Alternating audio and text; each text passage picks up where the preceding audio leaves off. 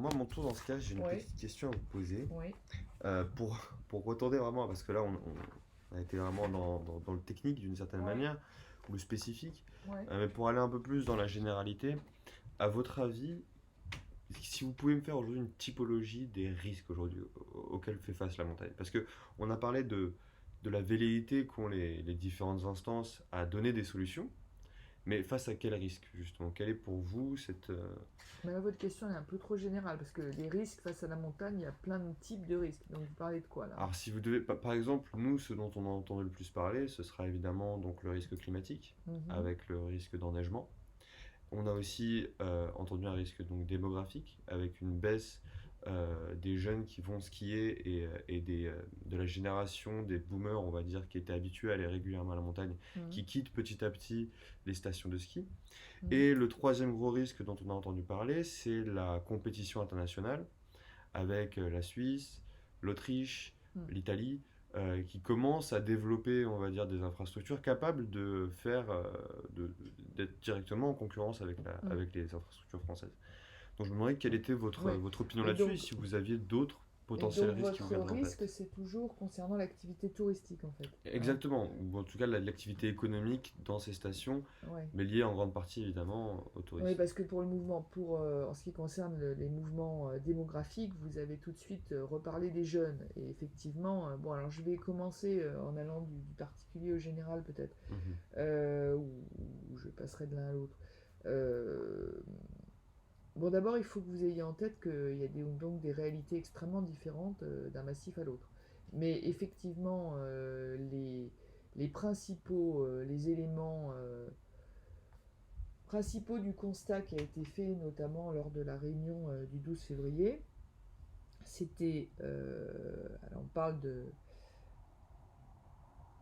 d'une moindre pratique des jeunes. Alors la moindre pratique des jeunes, elle est importante à long terme en fait pour euh, la connaissance de ces territoires et effectivement pour l'attractivité de ces territoires.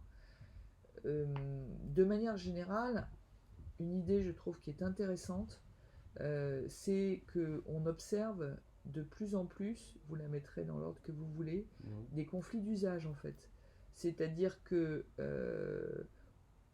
en ce qui concerne l'activité touristique, elle est pratiquée de plus en plus par des gens d'origine urbaine, qui ont une très grande méconnaissance des territoires, et qui en fait vont prendre des risques inconsidérés, en montagne par exemple, mais pas forcément que en hiver, et qui vont exposer les propriétaires de terrain comme les propriétaires d'animaux à des risques en termes de responsabilité. Par exemple, voilà, il y a des patous qui protègent les troupeaux, et les patous, c'est des chiens qui ont été dressés pour garder les troupeaux, Mhm. notamment face aux loups, et donc il ne faut pas aller les Ouais. caresser comme si on était... Voilà. Mais il y a... C'est une thématique qui émerge de plus en plus, les conflits d'usage et le fait que on a de plus en plus des touristes qui viennent pratiquer la montagne de manière extrêmement occasionnelle et qui connaissent rien du tout à cette réalité. Bon, les principaux, par rapport à l'économie de la neige, les principaux risques, c'est le risque climatique et donc les ressources en eau et le problème que ça va poser. Euh, Alors, le, la concurrence, effectivement, globalement, si vous voulez, ce qui est dit par un certain nombre d'acteurs du tourisme, c'est que l'offre de tourisme française dans les stations, elle a vieilli et elle est elle est de moins en moins compétitive et notamment elle ne respecte pas les standards de qualité qui sont maintenant exigés au niveau international. d'accord.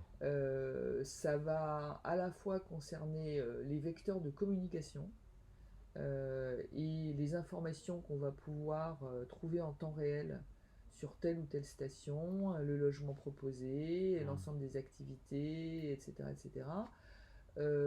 Donc ça, c'est plutôt les vecteurs de com et la facilité avec laquelle on va décider de son voyage. Mais ça concerne aussi la qualité de service, c'est-à-dire bon, alors la qualité du logement, mais aussi les prestations, l'amabilité des gens en station. Donc ça pose le problème de la qualité de formation des saisonniers. Donc il y a un gros sujet qui est parfaitement identifié. D'accord. Donc voilà, et face à effectivement une concurrence européenne qui est assez forte, et alors même que précisément le MAE par exemple veut essayer de faire venir des touristes de plus en plus lointains, Ouais. bon, les Chinois, les Brésiliens, enfin extra-européens. Euh, voilà. C'est sûr Euh, que la concurrence en Chine au niveau des stations de ski commence à apparaître de ce que ouais, j'en ai entendu parler, donc ouais. ça rend la position française d'autant plus compliquée. Oui, alors en même temps, alors moi je sais pas du tout quelle est la situation en Chine, et je suis pas du tout, comme je vous l'ai dit, une spécialiste du tourisme, donc le MAE pourrait mieux vous en parler éventuellement, ou la DGE, plutôt le MAE là sur ce qui concerne, voilà, mais il se trouve que moi j'ai compris qu'avec les vallées telles qu'elles ont été reliées en France, on a quand même des atouts qui se retrouvent à peu près nulle part ailleurs, d'après ce que j'ai compris, en termes d'étendue des Oui, pistes skiables. Mais donc, c'est plutôt une mobilisation pour considérer d'une part qu'il y a vraiment une qualité à améliorer, et puis des prix aussi qui sont d'un rapport enfin, qui sont trop élevés par rapport aux offres concurrentes, mais sachant que ce qui est nouveau, c'est que on n'est pas qu'en concurrence avec d'autres stations, on est en concurrence avec un voyage n'importe où, ouais. à Marrakech, à Berlin, etc., etc. Et ça tient à la part du numérique, et donc à la facilité avec laquelle aussi on conçoit son voyage. Ouais, je Donc, vois. donc voilà, qu'est-ce qui remontait d'autre c'est ça principalement. Après, ça c'est le risque en termes économiques. Après, il y a des risques d'autre ordre, quoi. Non, non, bien sûr, ça j'imagine. Mais c'était surtout, voilà, c'était vraiment cela Mm, que je voulais faire ressortir. Mais en fait, c'est marrant parce que vous m'avez dit quelque chose d'assez intéressant par rapport aux questions que j'avais écrites. mm, C'est que le seul réel, on va dire, avantage compétitif que les massifs français auraient aujourd'hui, dont vous m'avez parlé, c'est la manière dont nos vallées sont reliées et donc l'étendue skiable qu'on a qui est mm, incontestable. Mais ça veut dire que cet avantage compétitif, il repose, encore une fois, réellement sur l'industrie ski. mm. Et on voit qu'il y a eu une vraie dépendance qui s'est faite de la part de beaucoup de stations de ski vis-à-vis de cette industrie. Je me demandais ce que vous pensiez justement de cette dépendance en termes de stratégiquement pour ces massifs ou pour ces stations. Est-ce que ça a été, à votre avis, une bonne manière d'aborder leur construction de cette manière-là? Est-ce que vous pensez qu'il faudrait quitter ce modèle-là justement? Ou est-ce que j'ai cru comprendre que vous pensez qu'il fallait peut-être justement éviter de rester sur ce modèle purement ski et purement remontée mécanique et purement saisonnier, etc. Moi, je vous en ai déjà parlé, mais si vous voulez, j'ai pas d'autorité en termes d'expertise pour vraiment vous parler de ça. C'est une intuition de la part de quelqu'un qui connaît encore très mal l'activité touristique, parce que c'est pas mon cœur de métier. Donc, ce qui me semble, mais c'est au titre y compris de mes anciennes attributions, ce qui me semble, c'est qu'effectivement, on est à un moment clé pour diversifier cette activité. Mais je comprends, je vais vous donner un autre exemple, je termine ma phrase, Hmm. mais je comprends que le nouveau modèle économique, il n'est pas si facile que ça à trouver.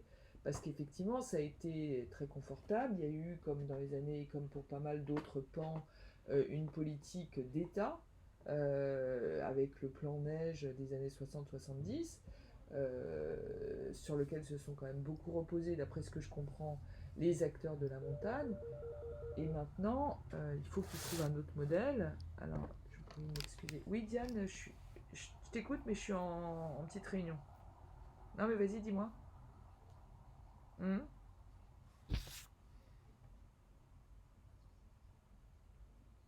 Ouais. Ah, d'accord. Bon. Bon, bah, très bien. Tu me mets en copie, comme ça je peux suivre.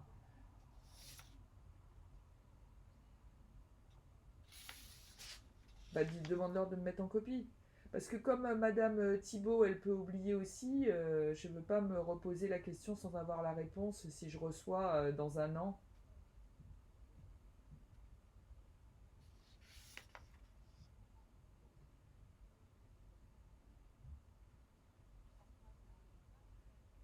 Mais vous allez faire un envoi électronique, non? Ouais, ouais, ouais, ouais.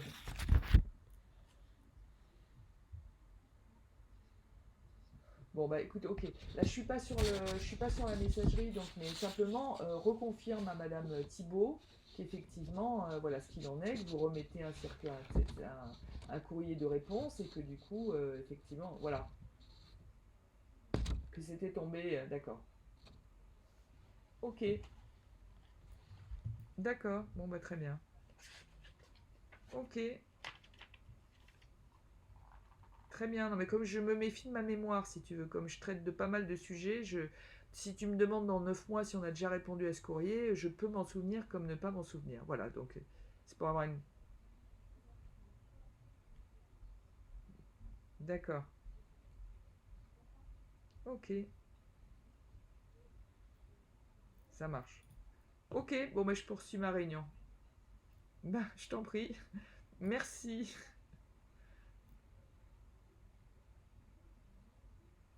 Ok, merci Diane. Très bien, c'est plus facile dans ces cas-là. Au revoir. Donc, où est-ce que j'en étais? Oui, sur l'économie de la neige. Bon, moi, c'est facile pour moi de mon bureau de dire il faut qu'ils reconsidèrent complètement leur modèle. Je ne sais pas ce qu'il en est des investisseurs, les gros financeurs. Comment les convaincre sur des opérations de bien moins grande ampleur? Et puis, je vous Hmm. donne juste une illustration. J'étais dans les Vosges pour un séminaire jeudi et vendredi.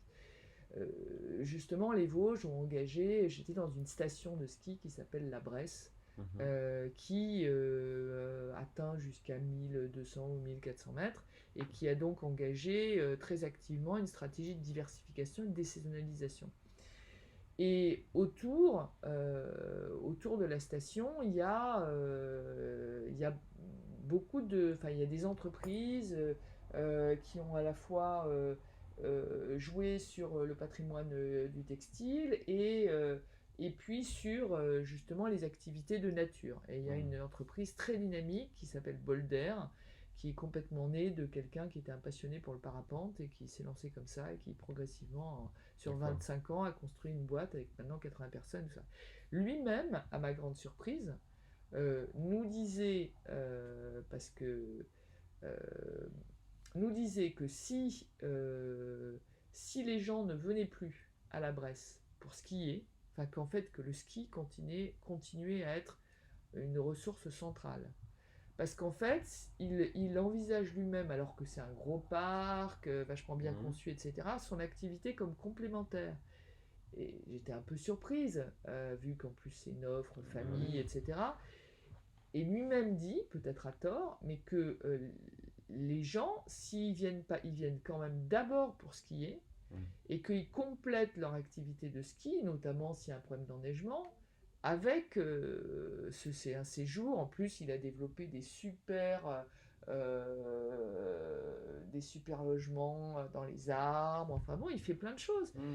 Mais lui-même considère que. Alors j'ai interrogé des acteurs du terrain qui me disaient mais oui parce que enfin des gens qui bossent dans ce coin-là et qui m'ont dit mais oui parce que on fera pas 100 km, on fera pas 2 heures de bagnole pour aller trouver cette offre-là.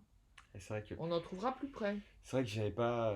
Étonnamment, en 2 mois de recherche, c'est pas du tout une perspective qui m'est venue une seule seconde en tête, qui était que c'est vrai que on essaie de trouver une espèce de remplacement, mais il n'y a rien aujourd'hui qui est capable de remplacer l'ampleur qu'a en effet Bah c'est ça. l'économie de la neige, ne serait-ce que sur son territoire et sur son attractivité et vraiment son unicité, quoi. Parce Ouais, que ça ne peut être présent que là, c'est vraiment ouais. une rareté. Alors le ski de randonnée, le ski de fond, tout ça, c'est pareil. C'est des activités qui sont souvent considérées comme complémentaires. Alors en même temps, moi je me dis, mais est-ce qu'on va raisonner comme ça dans 25 ans quand il n'y aura plus de neige partout ou dans 50 ans quand il n'y aura plus de neige partout? Il faudra bien que de toute façon on ait développé une autre économie. Ah oui. Mais si vous voulez, quelqu'un même donc très ouvert, dont l'activité économique a été entièrement organisée autour justement d'une activité sportive, puis en plus, je veux dire, là, il y avait toute Il y avait tout un spectacle le soir. Enfin, vraiment, il a développé tout ce qu'il pouvait autour de son offre. Mais lui-même disait, moi, je suis mort si... Ah ouais, voilà. Donc, c'est c'est pour dire que impressionnant. si vous voulez, moi, je vous parle de déni parce que c'est la réaction que ça a suscité. Mais d'abord, je découvre le sujet. C'est pour ça qu'il faut en parler avec plein d'acteurs. Et puis, en plus, je vois bien que... euh, ben voilà, ça va pas être si facile. Et Ouais. moi, je mesure pas du tout en plus la difficulté à mobiliser les financeurs. Donc, il faudrait discuter. Donc, si vous voulez, je vais vous donner. Alors, la situation, elle va être appréhendée un peu différemment, forcément dans le Massif central où il n'y a jamais eu de station de ski, à ma connaissance, ou alors il y en a une ou deux perdues, enfin bon, en tout cas, Mm. qui n'ont jamais réussi à drainer beaucoup de tourisme. Ça sera intéressant aussi de contacter les Pyrénées, puisque là, eux, c'est des stations de haute altitude, mais ça fait déjà un long moment qu'ils sont complètement concurrencés par les Alpes et que de toute façon, ils ont du mal déjà, donc ils sont obligés de Et donc, ils développer, ont voilà, déjà entamé des voilà, démarches, voilà. bien sûr. Après, voilà, donc il faut parler un peu avec tous les acteurs, mais voilà. Et Mais donc, ce qu'on peut quand même vraiment ressortir hmm, comme démarche, ce que je trouve enfin, assez passionnant d'ailleurs, c'est qu'on a commencé par une approche de nos montagnes purement presque unidimensionnelle. Donc hmm, on a la neige et on va capitaliser dessus, on va la rentabiliser. Et on s'est rendu compte que ceux qui avaient des difficultés dans cette approche ont commencé à avoir une relation avec les ressources naturelles qui étaient à leur disposition complètement différente. hmm. Et cette évolution dans l'approche et l'utilisation et la gestion de ces ressources naturelles aujourd'hui, elle est, j'imagine, et je pense que vous allez me le confirmer, critique pour toutes ces stations en difficulté, justement.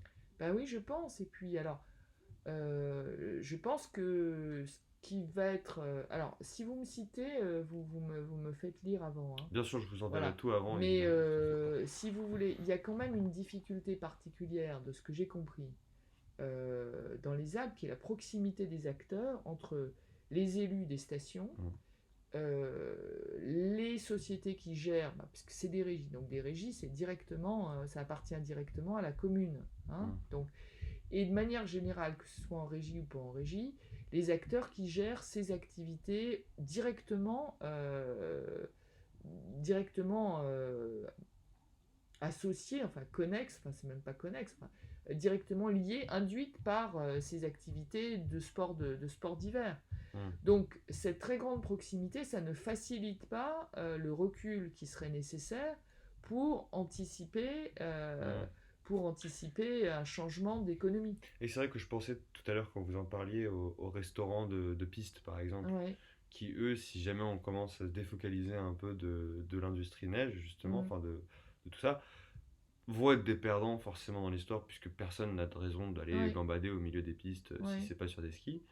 Donc c'est vrai qu'en effet, il y a toute une industrie derrière qui tourne autour. C'est les magasins Bien de sûr, de location, location et tout ça. les écoles de ski, tout ça. Ouais. C'est tout un écosystème qu'on a créé qui tourne autour de ça. Mais en même temps, il y a quand même des transitions, c'est-à-dire par exemple en Suisse, ils développent beaucoup plus, ils réutilisent certaines routes de montagne pour faire des offres de luge absolument géniales. Mm, Donc, alors pareil, il faut de la neige, mais moins de neige. mm, Il y a la marche, il y a la marche en été. Donc, et là, alors je vous ai pas parlé d'un autre processus qui nous occupe, qui est ce qu'on appelle la SUERA, c'est USALP, qui est la stratégie macro-régionale alpine qui lie les différents États qui ont les Alpes en commun. Donc d'accord. l'Italie, une partie des Länder allemands, autrichiens, la Slovénie, la France, Rien d'autant. Monaco et ouais. Et là, il se trouve que la France va prendre la présidence tournante de cette stratégie et donc on a dû développer les priorités thématiques et on a mis le tourisme et la diversification et la désaisonnalisation dans ces priorités thématiques. Et donc là, ça concerne les Alpes directement. Donc on va aussi être au cœur de ce sujet. Pourquoi je vous disais ça? Parce que, oui, parce que tout, c'est intéressant que tous ces pays alpins qui sont confrontés à la même réalité, avec des des zones plus ou moins urbanisées, hein. Mhm. Mais voilà, c'est intéressant de voir comment ils font face à cette situation, si vous voulez. Bah oui. Mais donc, oui, et pourquoi je vous dis ça? Oui, c'était à propos de la marche, parce qu'on est en train d'envisager, par exemple, ça existe déjà plus ou moins, mais d'améliorer l'offre de grandes randonnées, mais des transhumances tout autour des Alpes. D'accord. Il paraît que le trajet qui existe déjà est déjà extrêmement long, mais c'est une super offre. Et à ça, on peut enrichir cette offre avec le patrimoine, avec des outils numériques. C'était quelque chose qu'on voulait travailler dans le cadre de cette stratégie Bien sûr. macro-régionale alpine et tout ça. Donc, si vous voulez, il y a des perspectives. Après, la difficulté, c'est vraiment la transition en termes de modèle économique. Et on n'aura jamais la même poule aux œufs d'or, me semble-t-il, et avec la même facilité de démonstration. Voilà. Et D'accord. évidemment, moins on est conscient, mais je vous dis encore une chose, puis après, de toute façon, moi, je serai au bout de ce que je peux vous dire. Euh, Pourquoi est-ce qu'il y avait ce séminaire dans les Vosges? C'est parce qu'il y avait eu une démarche conduite qui s'appelle, je ne sais pas si vous avez déjà entendu parler, des ateliers des territoires.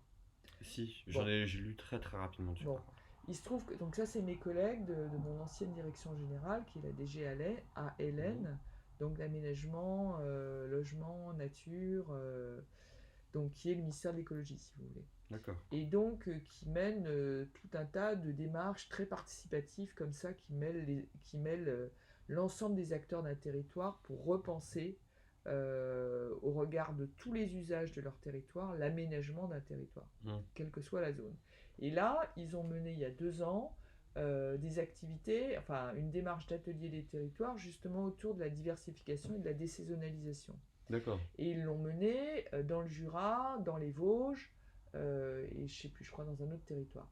Et il y avait une restitution de cette démarche. Et si vous voulez, moi quand je discutais avec des agents des DDT, Direction départementale des territoires, hein, qui sont les services déconcentrés de l'État, Mhm. du ministère de l'écologie, ancien équipement en fait dans les territoires, et qui accompagnent des collectivités, qui les conseillent, etc. Il me disait bien que ça avait été long, même pour des territoires comme les Vosges et dans le Jura, de passer d'une attitude justement de relatif déni à une attitude complètement convaincue Mhm. qu'il fallait mettre le paquet Ouais, il faut y aller. maintenant en faveur, voilà, de la diversification, de la décentralisation, et donc de repenser complètement la logique économique. Et donc ça, c'est dans les Vosges, donc vous imaginez dans les Alpes. Oui. Voilà. Mais donc c'est intéressant que vous alliez dans les Alpes. Bah oui. Donc, C'est... de ce point de vue-là, donc voilà. Mais je vous dis, moi, je peux pas vous en dire plus parce que je vous restitue en fait des réflexions Vous que. m'en avez dit déjà franchement beaucoup et surtout ce qui est très intéressant, c'est avoir le raisonnement justement de quelqu'un qui est dans votre position, donc qui a peut-être Mm, pas forcément tous les éléments de réponse, mm, mais qui est amené à y réfléchir, à se poser des questions dessus. Donc c'est une grande aide. J'aimerais juste finir avec une dernière oui, je question vous en prie. un peu plus philosophique peut-être dans ce cas-là.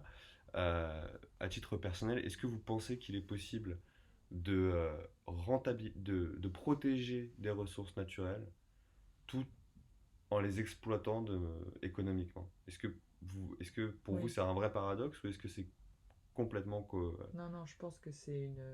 Non, non, je pense que c'est tout à fait possible. Ça demande un peu plus d'anticipation, de réflexion, et ça oblige à chaque fois à une réflexion qui est plus complexe et à des modèles qui sont plus complexes parce qu'ils doivent embrasser toutes les dimensions. Je vous redonne un exemple pour illustrer mon propos. Hmm, La forêt.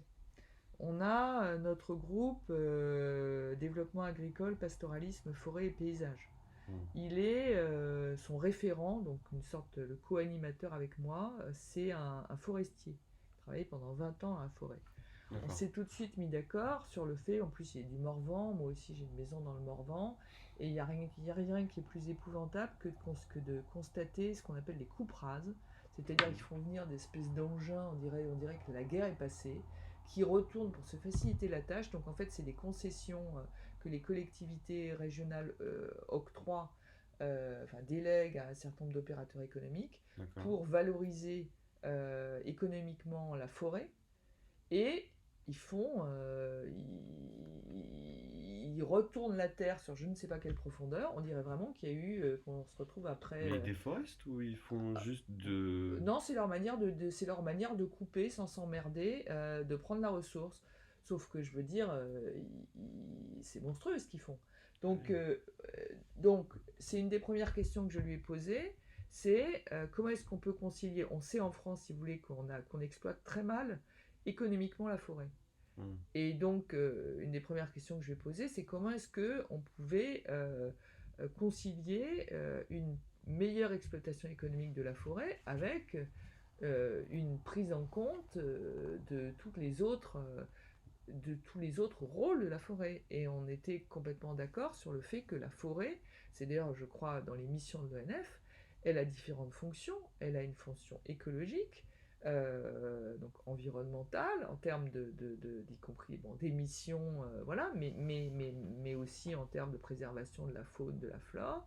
Elle a une fonction récréative, sociale, à travers les loisirs. Bien sûr. Elle a une fonction économique et voilà, c'est toutes ces fonctions-là qui doivent être prises en compte. Hmm.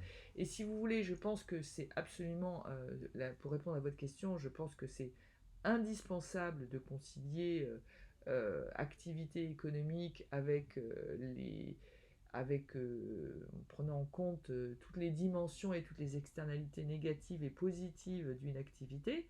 Le problème, c'est qu'on manque d'outils. Je vous redonne un autre exemple. C'était typiquement, en fait, pour rester sur la forêt, comment est-ce que, face à une logique qui est purement économique et de rentabilité, et qui va être la logique aussi la plus accessible à des financeurs, comment est-ce qu'on évalue les externalités négatives et positives de telle ou telle décision?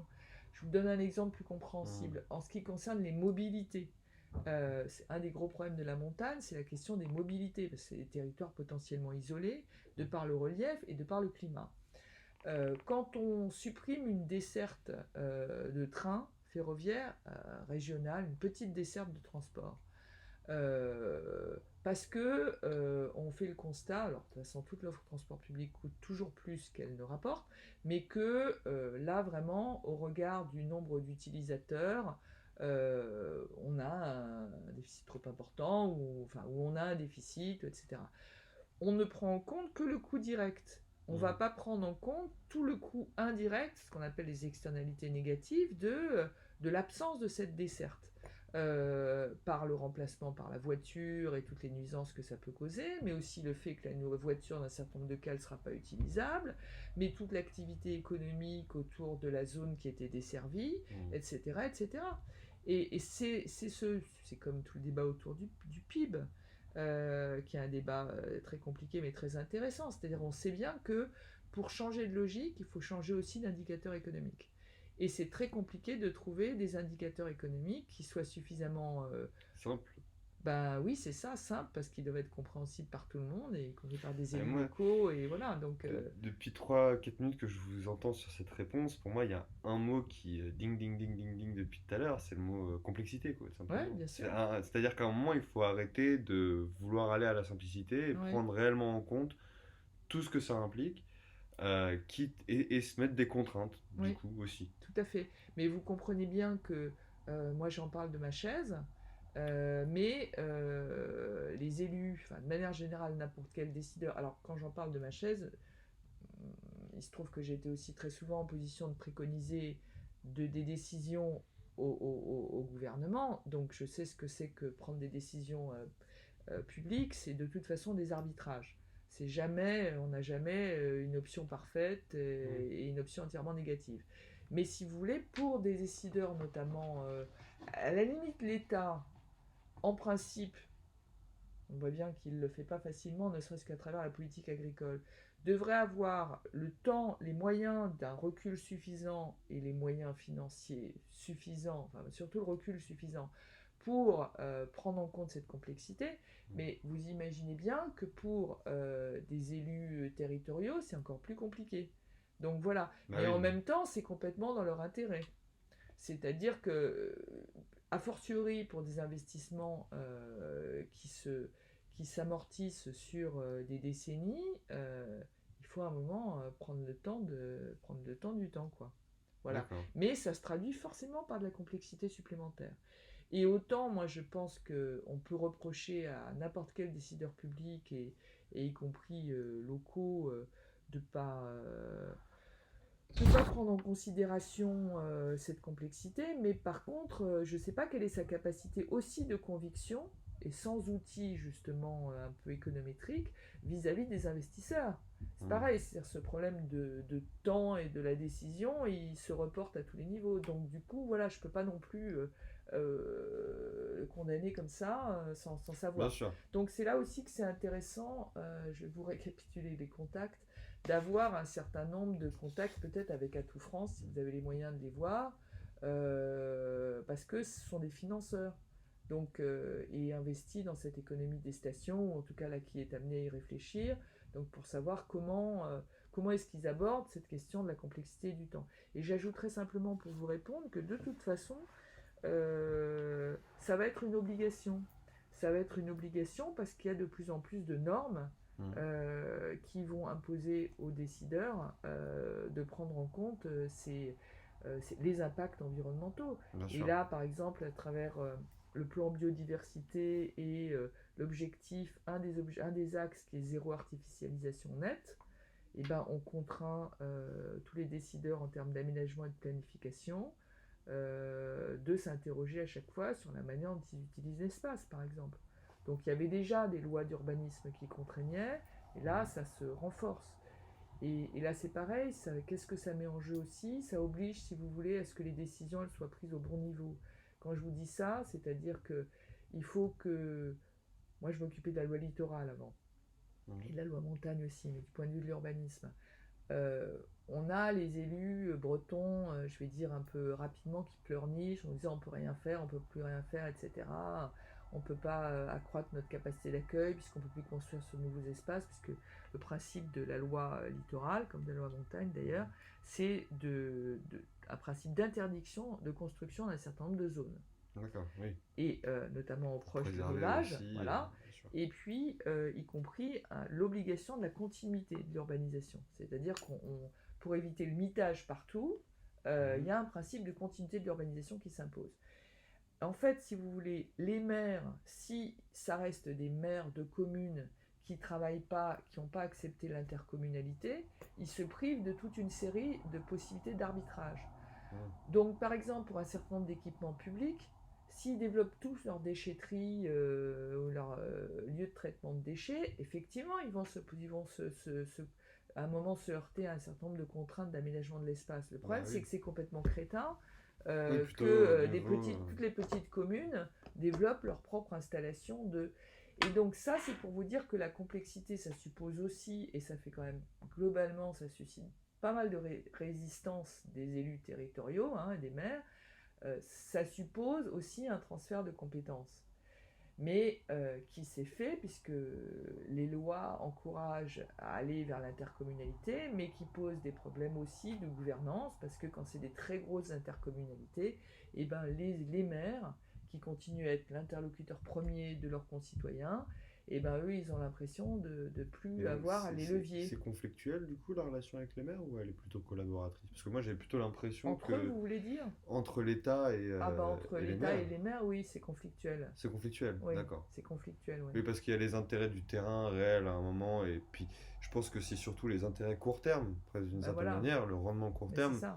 face aux intérêts long terme Oui. qui sont, eux, beaucoup plus dans les terres, on va dire. C'est nécessairement conflictuel quand ils n'ont pas. Mais il y a des gens qui sont très intelligents et qui sont très soucieux de préserver leur patrimoine, ne serait-ce que comme atout touristique. Mais si vous voulez, et puis qui sont très conscients de tous les enjeux, mais autrement c'est naturellement conflictuel parce qu'en fait, si vous voulez, on a procédé à la décentralisation à un moment où on avait des gens qui étaient pas. D'abord, on avait 36 800 communes. Mhm. Des gens qui n'étaient absolument pas dotés de la formation et même du temps et des outils administratifs nécessaires. On leur a conféré tous les pouvoirs et ils en ont fait un très mauvais Et ça, usage. c'était quand ça? Bah, c'est les lois de décentralisation de 82-85, D'accord, donc ça voilà. c'est 82, Et 85. donc, si vous voulez, ça s'est traduit par une utilisation de l'espace qui était assez anarchique. Mais pourquoi c'est nécessairement conflictuel? Parce qu'en fait, on a justement des élus. Les élus, de quoi ils vont être soucieux? Ils vont être soucieux de l'activité économique, donc ils vont être tentés, ils se font concurrence entre eux Mhm. pour attirer des entreprises, des activités, Ouais. et ils vont vouloir accueillir des ménages, et notamment pas que des vieux, des jeunes, etc.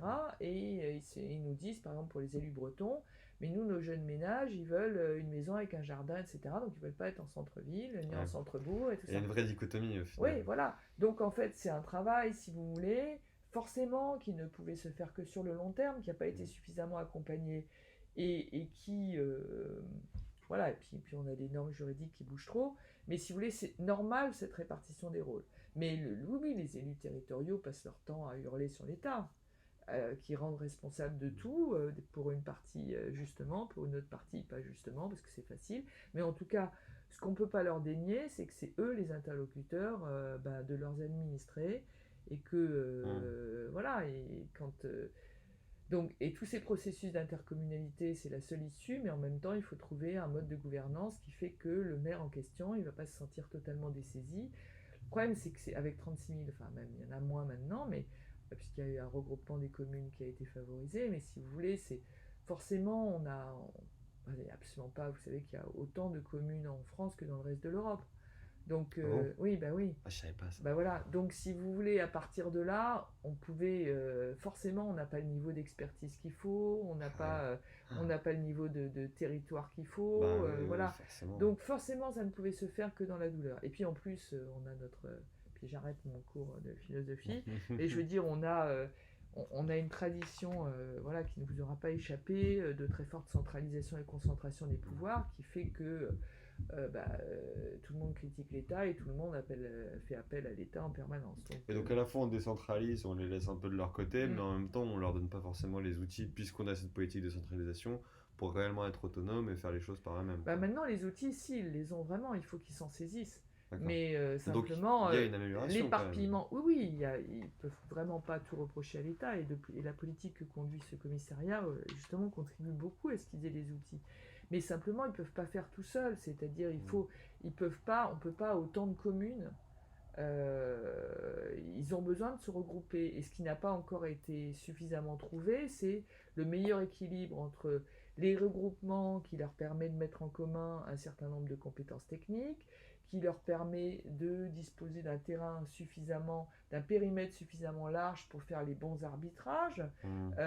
et en même temps les moyens de gouvernance qui font que le petit maire, il va quand même, c'est tout le débat autour des intercommunalités, c'est pour ça que là, il y a eu des interventions du président de la République, du Premier ministre, pour dire il faut qu'on revienne un peu sur la loi NOTRe, etc. C'est-à-dire, il faut qu'on trouve un moyen, si vous voulez, et il y a des dispositions dans une des circulaires récentes du Premier ministre, de faire en sorte que les intercos s'assurent mieux d'une diffusion d'informations vers les maires, trouvent des moyens de les consulter, voilà, ce genre de choses, si vous voulez. D'accord. Donc trouver le meilleur équilibre. Ok. Bon bah écoutez, moi je pense que je vous ai à peu près tout demandé. Alors, je vous donne... Alors je vais arrêter mon enregistrement ouais. pour le coup. Hop.